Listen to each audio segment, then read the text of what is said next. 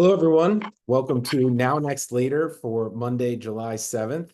I'm really excited to have Wendy Lee back on the show. Wendy, welcome back for the second time. We're going to have Sasha come in a minute. We also give about 30 seconds at the beginning of these for the waiting room to all come over and join us. So it looks like that's happening. We got people coming in. Thank you, everyone who joins live. We obviously post these to YouTube as well, but thank you for being here.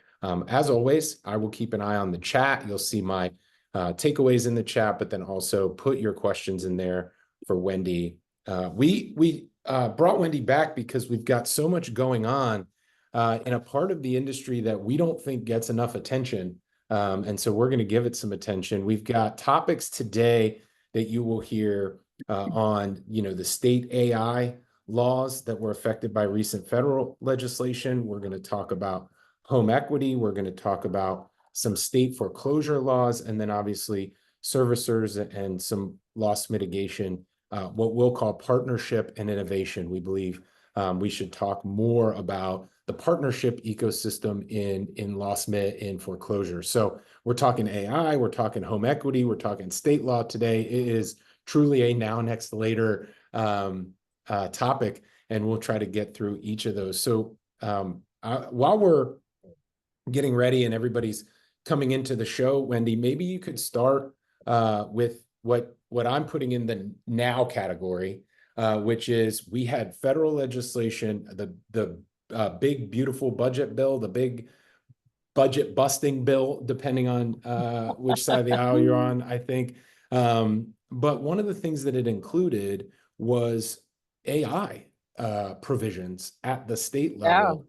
And so tucked in, into this bill. I mean, it's so big. Somebody on Instagram was showing, like, literally we are talking 1,100 pages. So it's big in multiple ways, obviously. And so, Sasha, we're jumping right in with the federal legislation here and talking to Wendy about state AI laws and how they're going to affect our industry. So let's start there. Sasha, welcome. Thank you, everyone, for joining us. Wendy, kick us off on what's going on right now. This is as breaking news as it gets. Sure, yeah.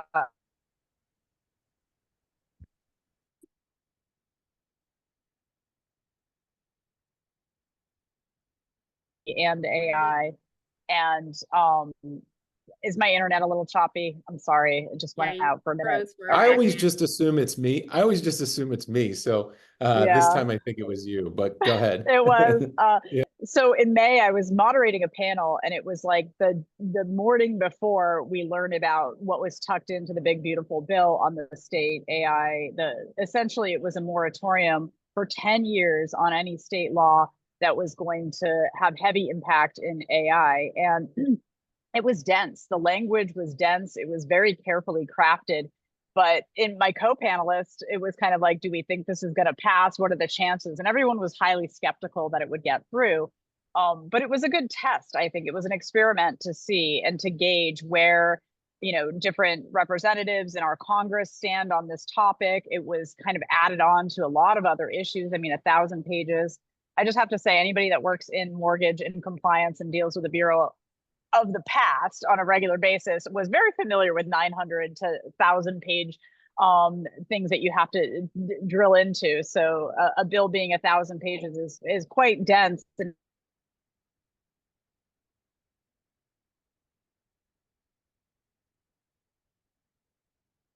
I think we lost her again. Clients in, tech. What is the impact of this? I don't think it's the last thing that we're going to see from a federal standpoint on the subject. It's such a deep subject that touches so many aspects of our lives. There has to be comprehensive federal policy on it. Even with the Biden administration's federal policy, it didn't stop states from trying to take a whack at what they thought would be fair.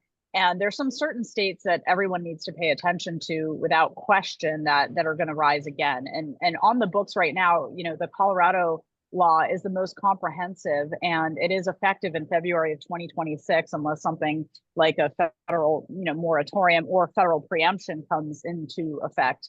And then New York is trying to legislate the foundational models, and that's more of a concern for folks that are trying to develop foundational models, which who knows, there could be folks in mortgage with a lot of data that are trying to work on this. So the need to continue to monitor state patchwork is there. We're kind of expert at that in mortgage. There's not a lot that can happen at a federal level from a mortgage standpoint because of how much is tied into local jurisdictions and the way just our federalism, the system is set up. But it is, I think we've learned a lot through that attempt, and I think we're going to see more attempts because we have a heavy tech lobby at the federal level that has a lot at stake in terms of this kind of state patchwork, and they're kind of tired of it. Privacy law is an area where we see a lot of state patchwork. It's not effective. States don't have the resources, frankly, to monitor this. The states that I've been exposed to and the laws that they're promulgating and all the keeping up with the technology, it's going to take a lot of state resources. Do taxpayers really want to pay for it at a state level? It is a big question, but be sympathetic to your compliance professionals, especially when you're trying to deploy AI. Make sure you budget for the compliance that's needed at a state level. Right now, you don't want to be caught rolling something out and expecting a certain ROI only to find out that you need to hire one or two compliance professionals or outsource your compliance work in this area because it's detailed and some of the laws like Colorado, for example, while they're working on carve outs for mortgage, you still have to be aware of how that's all set up. And the Colorado rules are still evolving. And that's just work. There's work that goes into the uncertainty of the situation as it stands right now.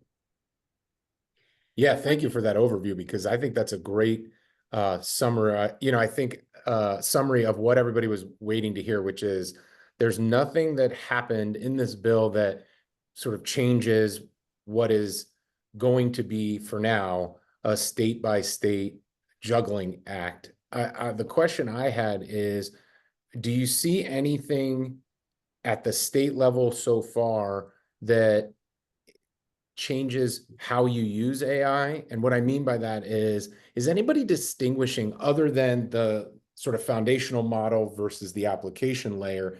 Are there any other additional rules within the application layer we should be thinking about or worrying about? Does it matter if I have it talking to people versus my own systems? Does it matter? Like, what are some of the key things you've seen in your work? I think the key things, like Utah, for example, which is my current home state, my license is pending there, but there's disclosure requirements that are pretty specific around when you have consumers interacting with an AI bot or a chat bot that need to be given. There's a whole experiment and a whole policy lab that the state of Utah has set up where certain deployers of the technology can go in and basically get an engagement approval, and they have to report in. And it seems like Utah is trying to at least monitor, not overly prescribe what it's doing. But Colorado is the more problematic application layer. They have, in broad strokes, and I don't want to turn this into a legal podcast too much, but they define deployers and they define developers. And sometimes those things cross over because you could be a deployer of the technology, like you basically hire your developer to program it. And there's obligations as a deployer. But let's say as a deployer, you decide to develop it further because you've come up with some new use cases. Then you crawl over into developer territory and the requirements on that side are a little bit different. But it's going to be constantly evolving, which is why you need the compliance professional and the legal professionals right there deck to you as you evolve with the technology. So definitely yes at the application layer. Wendy, it could be my vacation brain not remembering because I just pretended like everything that's happened in the last 42 years has not happened. That's what you do when you go on vacation. But have there been signals of Congress or otherwise within federal government looking at creating a framework for AI that could be leveraged at the federal level? And if so, like, are you aware of like what that is and how they would be thinking about it? So there are talks that are happening at high levels.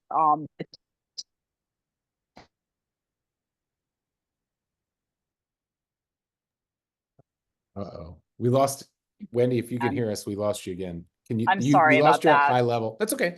Yeah, We at a high lost you at high level. level. Mhm. So, at a high level, there's a czar of artificial intelligence, David Sachs, who's close to the White House, trying to help with the constituents that he's connected to. And he's obviously a very successful tech investor, and he's focused on the competition, the need to be competitive, vis-a-vis China, vis-a-vis Russia, vis-a-vis, the other global political threats that are out there. I know that the Mortgage Bankers Association's heavily involved in trying to focus on a state level, and I'm sure at a federal level as well. But it's kind of like mortgage is one tiny piece of a giant ecosystem. So they're going to have more success, most likely at the state level, trying to carve out exemptions.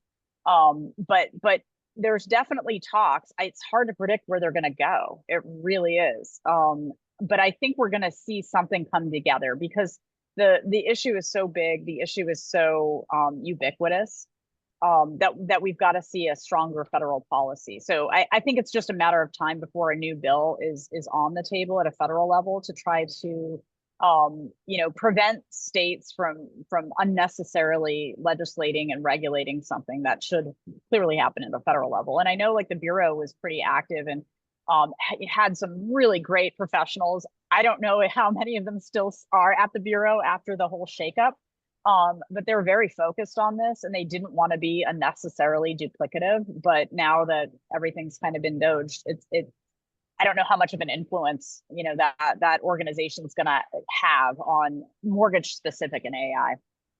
Mm-hmm. I didn't want to cut you off, Sasha, if you had any other follow-up, or No, I just, it seems like what we've heard in general thematically is moving away from state and trying to get to federal. Obviously, we know in particular IMBs manage a lot of extra compliance costs in addition to other operational costs as a result of having to follow so many different types of, we'll call it like, the Baskin Robbins flavors of regulation across any topic. And so it just seems interesting to me that this wouldn't be an area of focus. I mean, it sounds like it is, but maybe not as heavily as I would have expected to see, particularly with the news coming out around wanting to ban any type of state regulation, for the next 10 years. So just curious. Yeah. Yeah, I think the IMBs are definitely they have more at stake because the carve outs and the exemptions that we've seen in the it's been 1,000 state laws are designed to like protect banks and areas that they consider to be more highly regulated. And so like Colorado, for example, the IMBs had no protection. They were going to have to go through some pretty extensive compliance requirements to be able to deploy in their shops. And so they were very active at the table trying to figure out how can we, carve ourselves out of this because we can't line up with banks and credit unions, on all fours. It's definitely in their best interest to get federal lobby activity. I would not be surprised if they aren't. It's worth the investment because getting it wrong, as we've seen in so much legislation, is so expensive. And it's big though. And how do you find that hook when you know that there's a lot of other big industries that are focused on this too? So it's worth the investment, I would say. If I ran an IMB, which there's no chance I ever would, but I would absolutely find some of the best lobbyists and get in as deep and as close as you can. Definitely to David Sachs and definitely to areas in Congress where we see and we can learn from what happened in these debates and what occurred with this bill, who the holdouts were. There was a lot of complexity in that negotiation, however.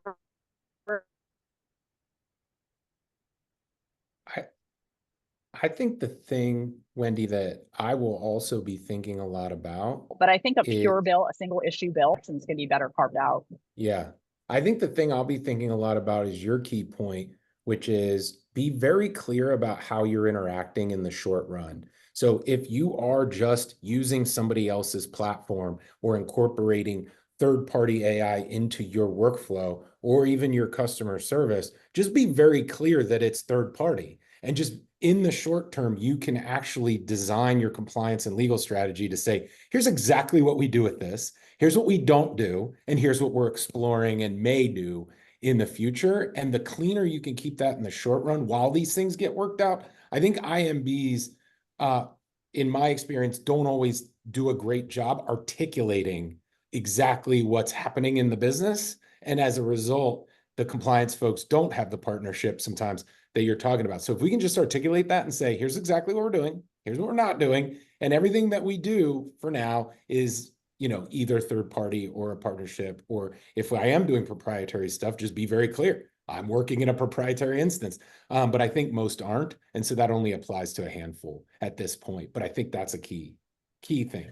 Yeah, Jared, piggyback on that and say, I was thinking, I'm like, what was the last thing that happened that could be as similar to this, like that you could akin it to? And I think .com, right? And so it's like, if you think back to when .com era was coming full speed or hyper speed, right? Similar to this, where it's going faster than we can keep up. What did you do as an institution then? What worked? What didn't work? What did you learn from it? How can you take what worked and do better? And then how can you take what didn't work and learn from it so you don't do it again, as kind of a framework for thinking about preparing? Because I imagine all the things that are going to have to catch up, regulatory and otherwise, it's going to feel very similar to that time frame. Mm-hmm. Yeah, it's funny, Sasha, you mentioned that. I was actually, I'm probably the oldest on the podcast here today. I was actually in Washington Mutual in 2006 working on e-commerce, which was, essentially just opening up payment portals. Because I had default bankruptcy experience. It was the issue that we were trying to unblock is, when a borrower's in bankruptcy, how can they interact on the World Wide Web with the bank? Yeah. Often it's block, have no communication, because we don't want to risk saying something that would be deemed a violation of the automatic stay in the bankruptcy context. The same thing applies to AI, like that lesson. Oh, did you think about if your borrower was in bankruptcy interacting on that? How does that bankruptcy flag flow all the way through? Because the bankruptcy can be filed before the first payment gets made. How do you connect that bankruptcy flag all the way to that point of communication, which I'm sure folks are thinking about because it's such a high risk item.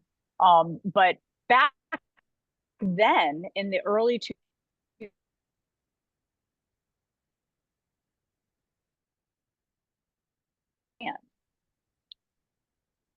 looks like you lost me again. I'm sorry. So the major difference is the pace. The cadence is so much slower then than it was now. So you need folks that really work in high energy, agile environments together collaboratively to keep up, compared to .com, where it would take weeks or months to deploy.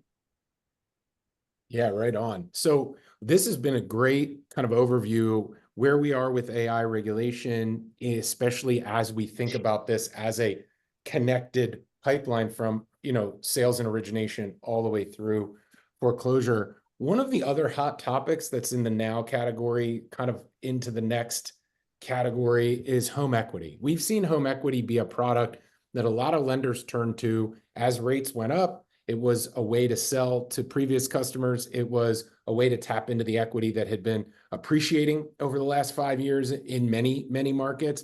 And one of the things we wanted to ask you was what you are seeing as that flows through, similar to how this data and these flags flow through. As these products flow through the ecosystem, what are you starting to see from lenders, from your partners, and across the industry about those home equity products and then especially the risk? Yeah, so I mean, there's definitely been more innovation around this space, in the last 5 years to try to tap into it, which is great. It's meeting folks where they're at. It's tapping into something that is an asset that otherwise goes unrealized for long periods of time, because of the dynamic nature of our economy and just how much change is happening. I think those products provide, value for sure. But the minute property values start to change, it creates a different level of risk. And I think what we're seeing now, based on June data that's starting to come out, I think like this morning, for example, I was reading the ICE July report, and the monitoring of positions of negative equity in certain jurisdictions. It's happening in certain bubbles. And I'm also looking at data that comes from auction.com, from Fidelity, Adam. The Wall Street Journal has been reporting on this in the last couple of weeks, that they're starting to see emerging signs of risk for a certain subset of homeowners. And homeowners, obviously, that their equity is decreasing and or has come into negative territory is a concern, and layer on that the student loan debt and the need to repay that debt, plus the overuse of products that are creating the short-term affordability for homes tapping into home equity. And those products are not just on, you know, the origination front end market. Those products have been used and patches have been put into place to help on the loss mitigation side. The partial claim, you know, is definitely an example of that. And so, you know, those products are built with a certain tolerance for, you know, how much equity can be left over after you absorb it with the product. But when you start to see home price appreciation growth slowing as it is in certain jurisdictions, I think that the ICE report was it slowed to 1.3% overall in June. I think that's across the country. That there have been some price drops in certain areas. A good example is in I think for I believe it was the state of Florida, 27% of 2023 and 2024 vintage loans are now underwater. And Austin, Texas, 18% of 2022 vintage loans are underwater. Those pockets, I think some of the cities that I've mentioned are like Coral Gables, Austin, as I just mentioned. And so when we see that kind of data coming out, I think it starts to make people wonder, like, are we at the tip of something that's occurring here? And why are those things occurring in those jurisdictions and not others? You know, property is inherently local. And so there's often a story related to that specific, you know, territory, that specific state, that specific city. But builders are looking at this data because they have to, you know, model out what they're going to do, how they're going to construct their projects. And if they're seeing a flood of, you know, inventory into the sales market, which has also happened at the same time, I think we saw increases in inventory, certainly in May and in June. So there's prices that are starting to soften, and the impact of that, is it going to be, you know, a full out slide downhill? Probably not. I don't think so. I hope not. But it's definitely causing everyone to go, okay, we need to look and remodel things going forward. So home equity isn't going to be, I think, as safe a place to make a bet right now, as we need to see how this inventory shakes out, of course.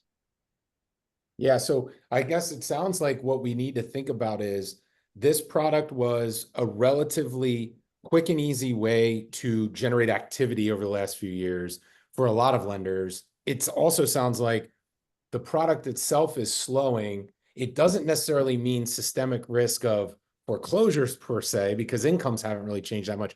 The economy is relatively the same to a degree. It's really more, what does this mean for supply side? And what does this mean as we watch these things? Are these pockets going to normalize? Are people going to sell their houses? Where do they go if they do? Or otherwise, they just have to keep making payments on kind of a net zero benefit from it for now. That's kind of what it sounds like.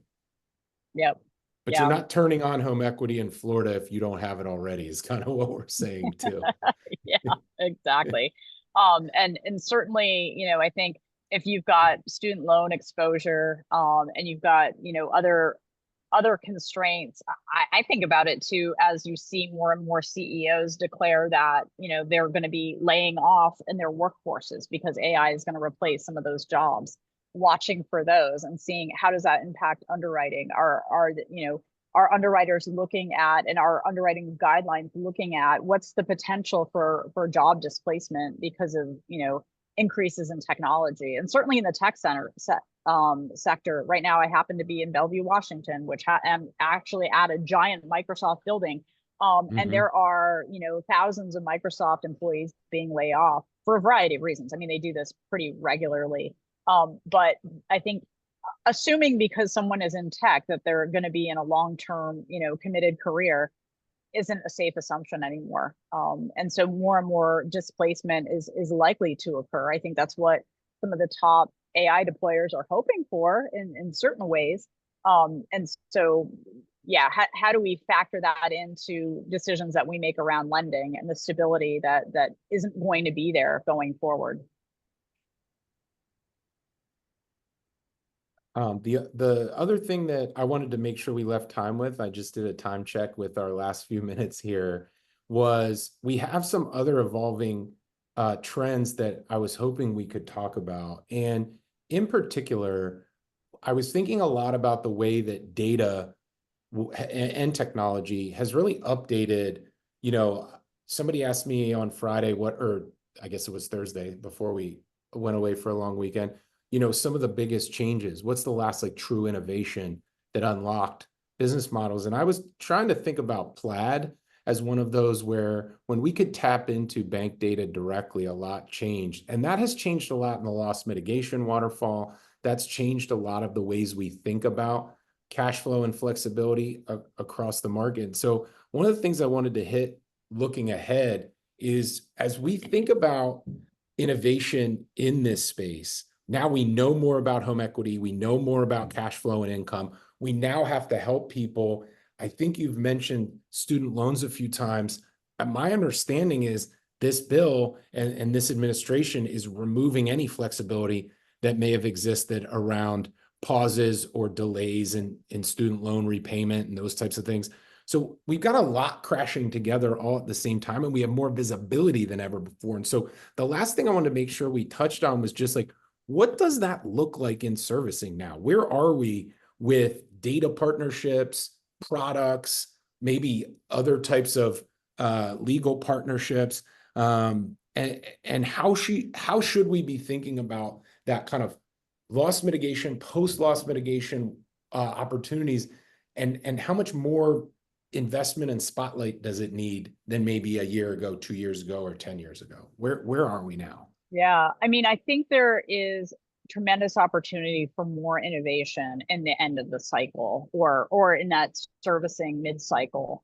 The loss mitigation processes that have been modernized, out of necessity, simplified in many ways, simplified to a point where now we've got to dial back in the nuance and the detail, because the detail does matter about whether or not we're just kicking a can down the road and we're going to suffer a loss as an owner, an investor, and an asset if we don't deploy into a more liquidation style discussion versus let's just patch this mod together and keep going. If you're seeing dips in prices in certain areas and certain geographies, you've got to avoid redlining. You've got to avoid discrimination, of course, but you've got to protect your asset and you've got to protect the value. And so we simplified loss mitigation. Are you impacted by COVID? Hi, everyone is. Okay, here's a mod, and let's keep modding and modding and modding. Now we have to get granular. I think that there's opportunity to innovate around the connection to certainly the firms the firm that I work at. We're boots on the ground, in 32 states, and we can connect to a homeowner in a different type of way than a servicer can. If you're not successful as a servicer in trying to make that connectivity, don't keep deploying the same methods. You got to change it up. You got to figure out who else can work on that. The opportunity to streamline data from all the way from the beginning of the loan all the way to the end is here. Investment in that is important. Not too many people are investing heavily in servicing, but those that are going to see it pay off in dividends in this space in terms of protecting the asset and protecting the value and not just rinsing and repeating in loss mitigation. And to the extent the firms that are closer to what's happening locally can be of support, we're here. And we want to partner on those points to help provide better service to the borrower and better, strategy, so that there's, moving things forward in the right direction. And one quick question I had on strategy and innovation was, one of the things I had worked on briefly at one stop in my career was how do we get homes that do want to be sold or are already real estate owned back in front of first-time home buyers faster rather than just generic institutional buyer or investor buyer or any other buyer? Like, how do we actually complete sort of a system so that we're actually helping them move faster, which lowers the cost for everybody, but then gets them in front of the right people if there is an opportunity? Have you seen any changes on that front? Have there been any evolutions? Like, are we seeing connecting data back to complete the cycle, or are we not quite there yet? Well, I mean, I think obviously with Rocket buying Redfin, you've got that full circle opportunity to get your REO back out and into the retail space faster. That's where, first time home buyers and new, home buyers are looking is online and through the right, brokers and agents, having that right person that can, remarket that home quickly, before it becomes distressed and tagged with that negative. I think it'll be interesting to see what evolves, because in the prior, um, you know, cycle, um, homes that were in that negative, situation were all.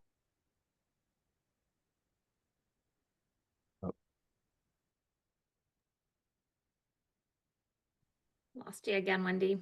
Yeah, we'll give, this is a perfect time though, when Wendy gets back for a closing thought. So thank you again, everyone, on being with us all the way through the end. We will post this, as we always do, to YouTube.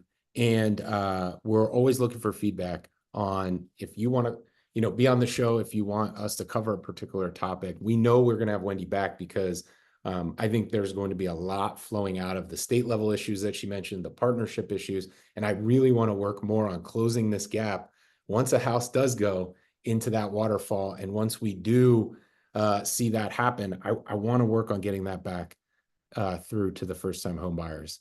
So Sasha, thank you for joining us as always. Thank you for being my co-pilot on this. Sorry for being a couple minutes late. I will say, Not at all. I love what she's saying about servicing, because it goes back to the theme that we talked about in the last few weeks, which is you got to play offense right now. So if that's a part of your book of business, then, strategically outside of the box. If you're managing it well, great. If you're not and you need help, get the help, because now's the time to protect those assets.